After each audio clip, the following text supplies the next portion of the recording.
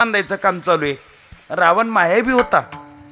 रावणाने आपल्या मायावी कर्तृत्वाने अशी आधांतरीत उडी मारली आणि पाहतो तर काय खरंच सेतू बांधायचं काम चालू होतं। खाली आला ना महाराज, येताना हसत हसतच आला।